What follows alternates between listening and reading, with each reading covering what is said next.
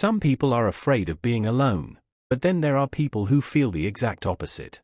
The moment the world becomes quiet, they finally feel like they can breathe. No pressure, no pretending, no emotional exhaustion, just peace. Everyone else calls them quiet, antisocial, or distant, but psychology suggests something much deeper. For many people, the love of solitude isn't just a personality trait, it can be a childhood survival strategy. Long before they chose to be alone, being alone may have been the only place they ever felt safe. And once you understand why, you'll never look at solitude the same way again. Imagine a little child growing up in a home where emotions never felt predictable. Some days there was laughter, and other days there was shouting.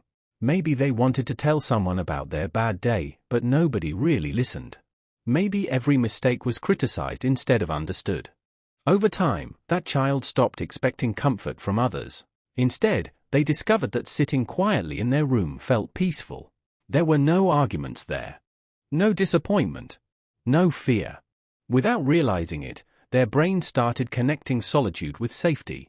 Years later, that same child becomes an adult. People see someone who enjoys spending weekends alone, prefers staying home over parties, and rarely shares personal feelings. Friends assume they're simply introverted. Others think they're cold or emotionally distant.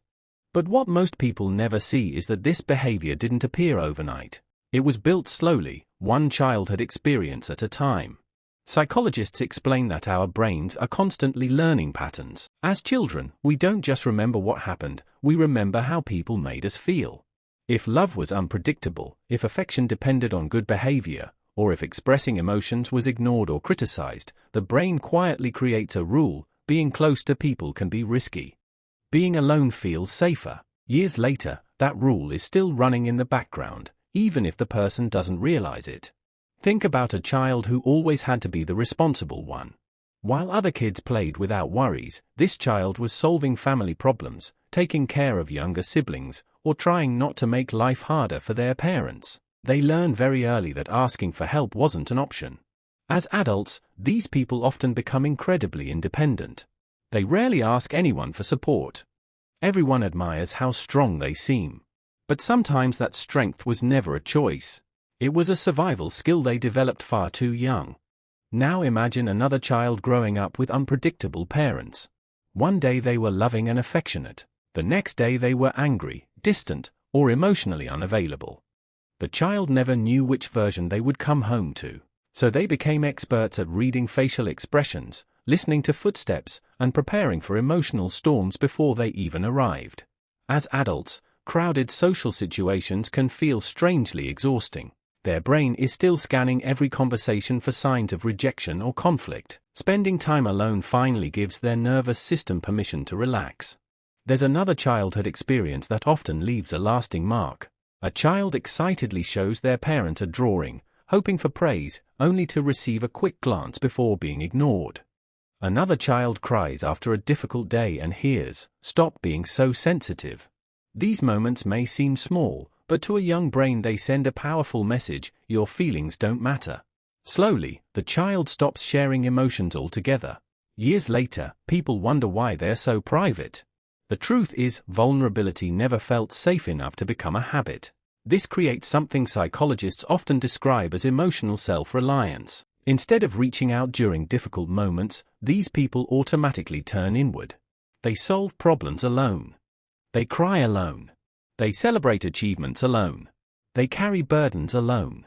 From the outside, it looks like confidence and independence, but deep inside, it may simply be the same survival strategy that once protected a frightened child. Here's something important, though.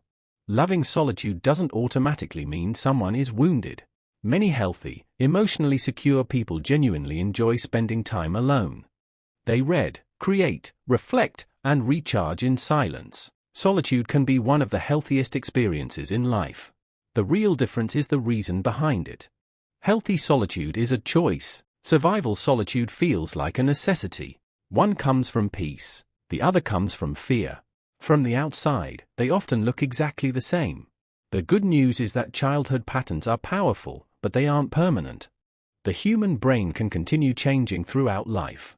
Every healthy friendship, every honest conversation, And every relationship where someone accepts you without conditions teaches your brain something new.